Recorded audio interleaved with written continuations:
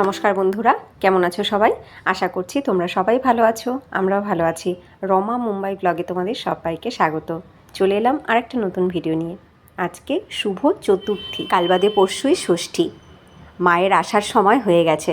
অনেক প্যান্ডেলে হয়তো মার প্রবেশ হয়েও গেছে, কিছু প্যান্ডেলে হয়তো বাকি আছে, সেগুলোতে কিন্তু আজ অথবা কালকের মধ্যে চলেই আসবে। আর একদম সময় নেই, আমরা সবাই এখন প্রস্তুত, সবাই এখন ভীষণ এক্সাইটেড প্যান্ডেলে ঘুরে ঘুরে ঠাকুর দেখার জন্য, মায়ের পুজোর অঞ্জলি দেওয়ার জন্য। আমি এসেছিলাম একটু ছাদে হাঁটতে, আর ছাদে হাঁটতে এসে আমি আমার ব্যালকনিটার দিকে তাকিয়েছি যে উপর থেকে কেমন লাগে দেখতে। সত্যি ভীষণ সুন্দর লাগছে দেখতে। আর এই হলো আমার উইন্ডো গার্ডেনের দোপাটি গাছ। এখন গাছগুলো কিন্তু ফুলে একদম ভরে রয়েছে, ভীষণ সুন্দর লাগছে দেখতে। আমরা সবাই এখন পুজোর জন্য ভীষণ এক্সাইটেড, কিন্তু প্রকৃতি যে কি ভাবছে জানি না। সব জায়গাতেই শুনছি বৃষ্টি হবে। দেখো আকাশের অবস্থা, সকাল সকাল একদম মেঘলা হয়ে রয়েছে, মনে হচ্ছে এক্ষুনি যেন নামবে।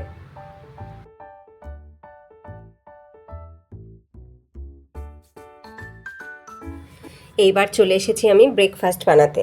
তো কালকে রাত্রে আমি ভিজিয়ে রেখেছিলাম চাল, তার সাথে বিউলির ডাল, ছোলার ডাল আর সবুজ মুগ ডাল, সব একসাথে ভালো করে ধুয়ে ভিজিয়ে রেখে দিয়েছিলাম।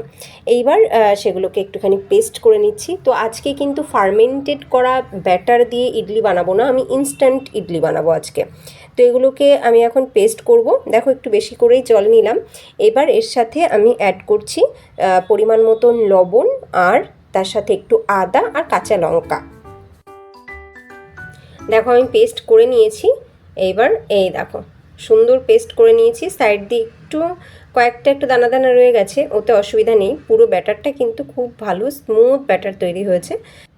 এই দেখো দারুণ সুন্দর ব্যাটার কিন্তু তৈরি হয়েছে। আমি এই রকম ব্যাটারই আমি চাইছি, একদম স্মুথ ব্যাটার। প্রথমে দেখো তাওয়াটাকে খুব ভালো করে আমি গরম করে নিয়েছি। এইবার সামান্য এক ফোঁটা তেল আমি ব্রাশ করে নিলাম তাওয়ার উপরে। তেল ব্রাশ করার সাথে সাথেই তাওয়ার উপরে ছিটিয়ে দিচ্ছি একটুখানি নর্মাল জল। এইবার সাথে সাথেই আমি এর ভেতরে ব্যাটার দিয়ে আমি স্প্রেড করা শুরু করব।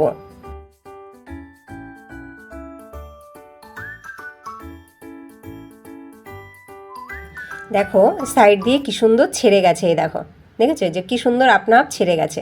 তো এই ছেড়ে গেলেই কিন্তু বুঝতে হবে যে আমার ধোসাটা রেডি হয়ে গেছে, এবার তুলে নিতে হবে। দেখো কি সুন্দর ক্রিস্পি ধোসা তৈরি হয়েছে। আমি উপর থেকে কোনো এক্সট্রা তেল বা ঘি দেই না, ওই কারণে কিন্তু গ্লেজটা আসে না, বাট খেতে দারুণ এবং অনেক বেশি হেলদি। আমার বর বাড়িতে নেই, ও গতকালকে পুনেতে গেছে। আজকে আসার কথা ছিল, কিন্তু তারপর আবার জানালো আজকেও আসতে পারবে না, কাজ হয়নি, তো কালকে আসবে। তো যাই হোক, ওই কারণে আমার আর বাবাইয়ের জন্যই শুধু বানালাম। তো 6টা ধোসা বানালেই আমাদের হয়ে যাবে সকালের জন্য। আমি 3টে খাবো আর ও 3টে স্কুলের টিফিনে নিয়ে যাবে। তো বানিয়ে নিই সব কটা, চলো। ধোসা বানানো হয়েই গেছে। তো ধোসা আমি খেয়ে নেবো একটু ইনস্ট্যান্ট ইমলি চাটনি দিয়ে, আর বাবাইকেও ইমলি চাটনি দিয়ে স্কুলের টিফিনে দিয়ে দেবো। তো এইবার আমি দুপুরের খাবারের জন্য আজকে বানাবো একটুখানি ডিম ভাপা। তো প্রথমে কড়াইতে সামান্য একটুখানি তেল দিয়ে, সর্ষের তেল, তার ভেতরে দিয়ে দিলাম আমি সর্ষে পোস্ত বাটা। এর ভেতরে সামান্য একটুখানি লবণ দিয়ে আমি বেটে নিয়েছিলাম। এইবার দিয়ে দিলাম আমি একটু হলুদ গুঁড়ো আর তার সাথে স্বাদ মতন লবণ। এবার খুব ভালো করে মিশিয়ে নিয়ে একটু ফুটতে দেব। এই ডিম ভাপাটা বানাতে কিন্তু কোনো রকম খাটনি নেই, শুধু একটু সর্ষে পোস্তটা ভালো করে বেটে নিলেই হলো। তা আমি মিক্সিতে পেস্ট করে নিয়েছি সামান্য একটুখানি লবণ দিয়ে, ব্যাস আর কিন্তু কিছু লাগে না। এবার আমি সিদ্ধ ডিমগুলো এর ভেতরে দিয়ে দেবো, মানে গ্রেভিটা একটু ফুটে উঠলে সিদ্ধ ডিমগুলো এর ভেতরে দিয়ে দেবো। আর দেবো একটু চেরা কাঁচা লঙ্কা, আর উপর থেকে সামান্য একটুখানি সর্ষের তেল। বাস, তারপরে ঢেকে ধিমি আঁচে কিছুক্ষণ হতে দিতে হবে, তাহলেই হয়ে গেল ডিম ভাপা। এই সেম জিনিসটাই কিন্তু অনেকে টিফিন বক্সের মধ্যে করে জলের মধ্যে ফুটিয়ে নেয়। তো আমি সেটা করিনি, আজকে কড়াইতেই আমি ডাইরেক্ট করছি। যতক্ষণ ডিম ভাপাটা রেডি হচ্ছে ততক্ষণে আমি কিছুটা শিম কেটে নিই। আজকে একটু শিম ভাজবো। আমার না এই শিম ভাজা খেতে খুব ভালো লাগে। এইগুলো নলডুবি শিম, এইগুলো ভাজা খেতেও ভালো লাগে। আবার কিন্তু এই চ্যাপটা পাতলা শিম, সেগুলো ভাজা খেতেও বেশ ভালো লাগে। কিছুই না, শুধুমাত্র কড়াইতে একটুখানি সর্ষের তেলের মধ্যে কালো জিরে কাঁচা লঙ্কা দিয়ে ভাজবো, বেশ লাগে খেতে আমার গরম ভাতে। শিমগুলো কাটা হতে হতেই ডিম ভাপাটা কিন্তু রেডি হয়ে গেছে। দেখো আমি এবার ডিম ভাপাটা নামিয়ে নিচ্ছি। এইটা দিয়ে গরম ভাত সত্যি জমে যায়, আর যেন কিচ্ছুর দরকার পড়ে না, শুধু ওই টান নুন, টান ঝাল, আর তার সাথে ওই সর্ষের ঝাঁঝ, দারুণ লাগে। দেখো দেখতে যেমন লোভনীয়, তেমনি খেতে কিন্তু অসাধারণ। মাছ মাংস ফেল হয়ে যাবে, শুধু এইটাই থাকলে আর কিচ্ছু লাগবে না, এক থালা ভাত খাওয়া কমপ্লিট।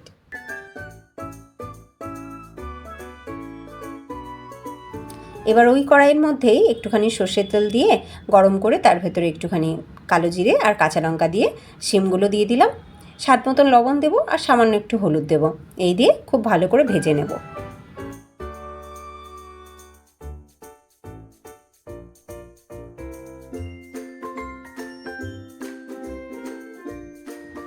বাবাইকে স্কুল বাসে তুলে দিয়ে আসলাম। রান্নাবান্না কোনোরকমভাবে কমপ্লিট করে বাবাইকে খাইয়ে ওকে রেডি করে স্কুল বাসে তুলে দিয়ে এসে এখন আমি ঘরটা ঝাড় দিচ্ছি। ওকে যতক্ষণ না স্কুল বাসে তুলে দিচ্ছি ততক্ষণ পর্যন্ত ঘরের সাফ সাফাই গোছানো কোনোটাই হয় না, সবটাই পড়ে থাকে। এই ওকে বাসে তুলে দিয়ে আসার পরে সেইগুলো সব একে একে করে নিই আমি। তো এখন ঘরটা ঝাড় দিয়ে তারপরে ঘরটাকে ফটাফট মুছে নেব, তারপরে যাব কিচেন সাফ করতে।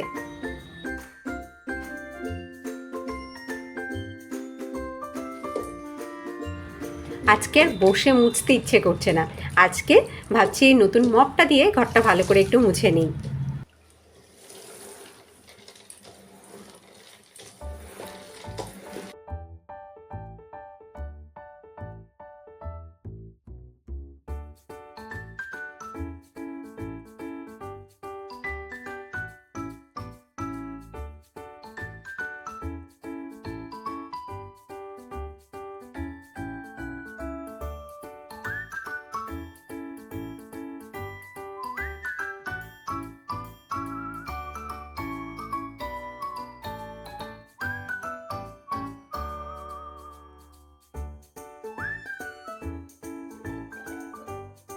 ঘর ঝাড় দেওয়া মোছা হয়ে গেল। এইবার এসেছি বাসন কটা ধুতে। এই কটা বাসন ছিল, এইবার ভালো করে মেজে ধুয়ে জায়গাটাকেও পরিষ্কার করে নিই।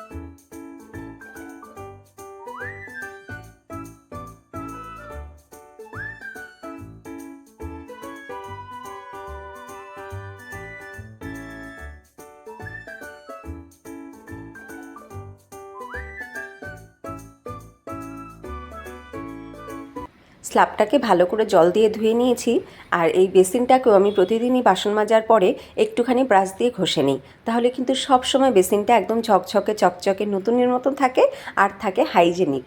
যাই হোক, ঘরের যত কাজকর্ম ছিল সব কিন্তু করা হয়ে গেল আমার। এইবার আমি ফ্রি, আমি এখন যাব স্নান করতে। স্নান করে জামাকাপড় মেলে দিয়েছি, আর আজকে কটা পাপোশও ধুয়েছি, মানে যে পাপোশগুলো পাতা ছিল সেগুলোকে তুলে অন্য সেট পাপোশ আমি পেতেছি, আর এই পাপোশগুলোকেও ধুয়ে দিলাম। আর ধুয়ে দিলাম কতগুলো ন্যাকড়া, যেগুলোকে আমি ডাস্টার হিসাবে ব্যবহার করি, সেই সমস্ত ন্যাকড়াগুলোকেও আজকে একটু ধুয়ে দিয়েছি। এই তো সব ধুয়ে দিলাম, কিন্তু এগুলো শুকোবে কি না তার কোনো গ্যারান্টি নেই। তার কারণ আমি বাথরুমে ছিলাম ততক্ষণ তুমুল বৃষ্টি হলো, তুমুল বৃষ্টি হলো। এই দেখো রাস্তাঘাটের অবস্থা দেখেছো, এখন বৃষ্টিটা কিন্তু ঝিরিঝিরি হচ্ছে। আমি বাথরুমে থাকাকালীন তুমুল বৃষ্টি হয়েছে। এই দেখো কী যে হবে এবছর পুজোটাতে, সেটা নিয়েই সবার চিন্তা, সবার। আকাশ দেখো কেমন মেঘলা হয়ে রয়েছে।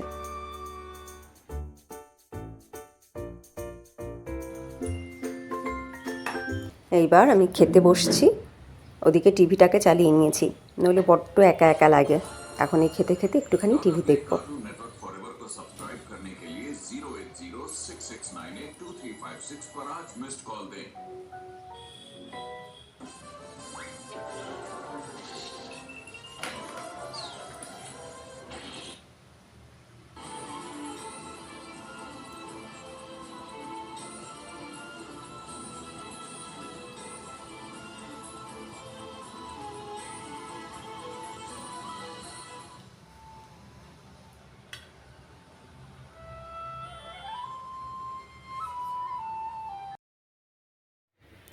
খাওয়া দাওয়া হয়ে যাওয়ার পরে এইবার আমি বসলাম শাড়িগুলোকে নিয়ে। শাড়িগুলোর এবার ফলস আর পিকো করে নেব।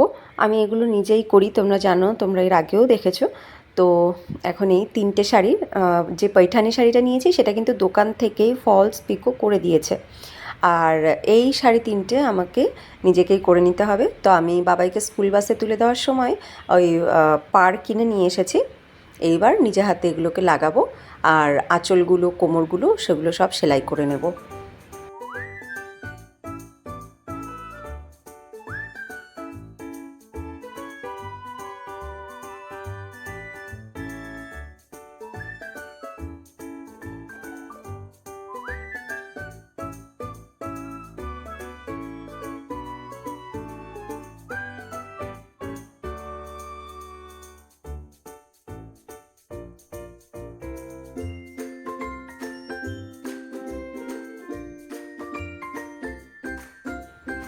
একটা সাইডে পাটটা কিন্তু সেলাই করা হয়ে গেল।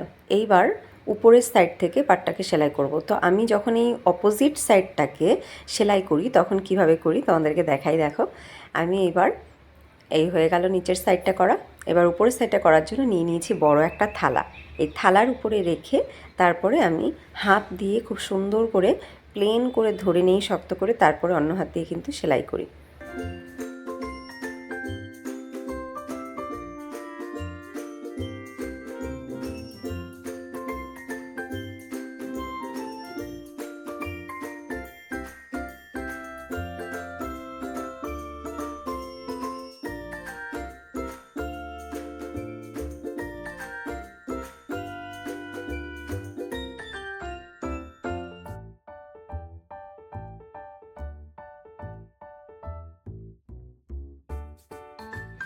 হয়ে গেল দেখো পাটটা সেলাই করা। দেখো একদম দারুণ করে কিন্তু আমার পাটটা সেলাই হয়ে গেছে। কোথাও একটু কুচকে নেই, কোথাও একটু কোনো রকম সুতো ওঠা নেই, কোনো কিছু নেই। দেখেছো খুব সুন্দর করে কিন্তু পাটটা সেলাই হয়ে গেছে। তো এইভাবেই আমি বাকি শাড়িগুলোকেও করে নেব সেলাই। আর এই যে কোমরের দিকটাও আমি সেলাই করে নিয়েছি। কোমরের দিকটা তো পিকো করার দরকার নেই, এই সাইডটা আমি রান 4 দিয়ে সেলাই করে নিয়েছি। আর আঁচলের দিকটা তো করাই ছিল।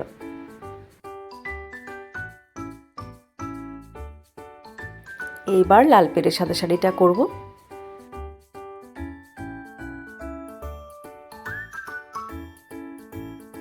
এই দেখো, এই শাড়িটার এই যে আঁচলের দিকটাতে পিকো করে নিয়েছি। এই যে হাতে কিন্তু পিকো করেছি, এটা কিন্তু রান 4 বা হেম নয়, পিকো হাতেই আমি করে নিই। আর কোমরের দিকটাতে এমনি প্লেন রান 4 দিয়ে সেলাই করে নিয়েছি। এই যে কোমরের দিকটা কিন্তু প্লেন রান 4 দিয়ে সেলাই করে নিয়েছি। কোমরের দিকটা তো দেখা যায় না, ওটা পিকো করার দরকার পড়ে না। তো এইবার দেখায় পাড়টাও কিন্তু আমার লাগানো হয়ে গেছে। এই দেখো পাড় লাগানো হয়ে গেছে। আমি একটা সাদা পাড় লাগিয়ে নিয়েছি। এই যে এত সুন্দর করে পাড়টা লাগিয়েছি, কোথাও এতটুকু কুচকে নেই, কোথাও এতটুকু মানে কোনো রকম কোনো প্রবলেম নেই। দেখতে পাচ্ছ এই পাশ থেকে বোঝাই যাচ্ছে না যে আমি হাতে সেলাই করে নিয়েছি। দেখতে পাচ্ছ আমি কিন্তু পুরোটাই রান 4 দিয়ে সেলাই করি, বোথ সাইড রান 4 দিয়েই কিন্তু আমি সেলাই করে নিই। দেখো খুব সুন্দর করে পাড়টা আমার লাগানো হয়ে গেল।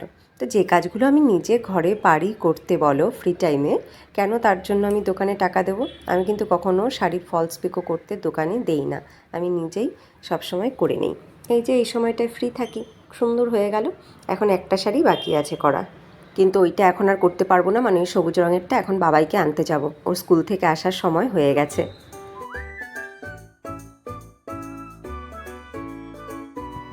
বাবাই স্কুল থেকে ফিরে ফ্রেশ হয়ে খাওয়া দাওয়া করে পড়তে গেছিলো। তো এখনও পড়া থেকে ফিরছে, এখন বাজে রাত 9:30। ও 7টা থেকে পড়া থাকে। তো এখন আমরা ঘরে গিয়ে খাওয়া দাওয়া করবো, তারপরে একটা জায়গায় যাব। চলো আগে খাওয়া দাওয়া করে নিই।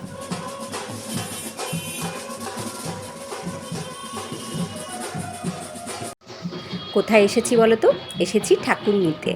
হ্যাঁ, ঠাকুর আসছে আজকে চতুর্থীর দিন আমাদের এই বেঙ্গলি ক্লাবে। তো ঠাকুর আনতে যাওয়ার নিমন্ত্রণ আমার ছিল। বলেছিল রমা লাল পেড়ে সাদা শাড়ি পরে চলে আসবে, কিন্তু রমার সময় হলো না। ওই যে আমার বর বাড়িতে নেই, তার উপরে ছেলেরও পরীক্ষা। তো ছেলের পড়াটাও তো মিস করতে পারি না, তাই ওকে পড়তে দিয়ে এসেছিলাম। তো এখন ওকে পড়া থেকে এনে সমস্ত কাজকর্ম সেরে খাওয়া দাওয়া করে তারপরে এসেছি। এখন বাজে রাত 10:30। তো আমরা প্যান্ডেলের কাছে এসে দেখি ঠাকুর এখনও আসেনি। তো ভাবলাম তাহলে একটুখানি আগিয়ে দেখি, এতক্ষণে নিশ্চয়ই কাছাকাছি চলে এসেছে। তো সত্যি সত্যি কিছুটা আগাতেই দেখলাম ঠাকুরের গাড়ি আসছে, সবাই খুব আনন্দ করতে করতে আসছে। তো আমরাও এখন পুরো প্রসেশনেই ভাগ নিলাম, সবার সাথে ঠাকুরের গাড়ির সাথেও হাঁটতে হাঁটতে আমরা এখন প্যান্ডেলের দিকেই যাচ্ছি। তো দেখো পুরো প্রসেশনটা একদম শুরুতে সব ছেলেমেয়েরা ব্যান্ড বাজার সাথে নাচ করতে করতে যাচ্ছে। তারপরে রয়েছে মা দুর্গার গাড়ি, এই দেখো এই লরিটাতে রয়েছে মা দুর্গা, আর মা দুর্গার সাথে সমস্ত মহিলারা লাল পেরে সাদা শাড়ি পরে হাতে শঙ্খ বাজিয়ে তারা মায়ের আগমনে অংশ নিয়েছে। আর সাথে রয়েছে ঢোলক, ঢাকিরা ঢাক বাজাচ্ছে আর মহিলারা শঙ্খ বাজাচ্ছে, এইভাবে মাকে প্যান্ডেলের দিকে নিয়ে যাচ্ছে সকলে। তো এদের পরেই রয়েছে আর একটা লরি, সেই লরিতে রয়েছে লক্ষ্মী, সরস্বতী, কার্তিক ও গণেশ, 4 ভাই বোন। এই দেখো এই হচ্ছে দুটো লরি, এই দুটো লরিতে ঠাকুর রয়েছে, মাঝখানে রয়েছে মহিলারা। খুব সুন্দর লাগছে দেখতে, তাই না বলো? লাল পেরে সাদা শাড়ি পরে আছে সবাই। আমারও খুব ইচ্ছা ছিল জানো তো আসার, আমার বর যদি চলে আসতো তাহলে হয়তো আমিও এদের সাথে সাথেই আজকে ঠাকুর আনতে যেতাম এবং এই রকমভাবেই সবার সাথে প্রসেশনে অংশ নিতাম, মানে আমরাই হয়তো, কিন্তু হলো না।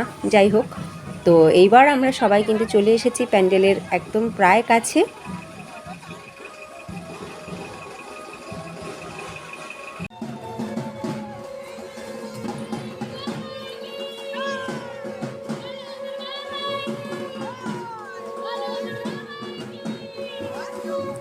রাত 11টা বেজে গেছে। একটু লেট করেই আনতে যাওয়া হয় ঠাকুর, তার কারণ হচ্ছে যাতে রাস্তাঘাট ফাঁকা থাকে। এখন তো দেখলে রাস্তায় সব দোকান পাশান কিন্তু বন্ধ, 9:30টার পরেই সব বন্ধ হতে থাকে। তো রাস্তা যখন একটু ফাঁকা থাকে সেই সময়েই কিন্তু প্রসেশনগুলো আনা ভালো, কারণ মুম্বাই ট্রাফিক সম্পর্কে তো সবাই জানো।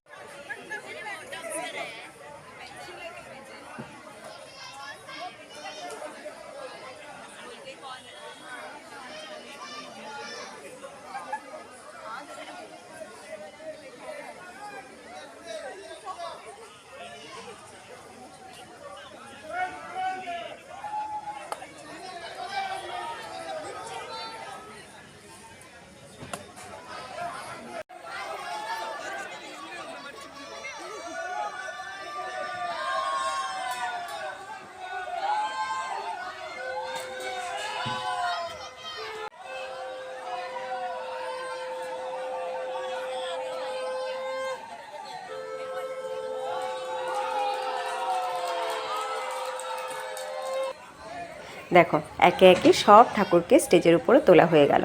এই দেখো একটা লক্ষ্মী ঠাকুর দেখতে পাচ্ছ, এই লক্ষ্মী ঠাকুরটা কিন্তু কোজাগুড়ি লক্ষ্মী পুজোর ঠাকুর। তো ওই দিনের ঠাকুরটাও আজকে একই সাথে এরা নিয়ে এসেছে।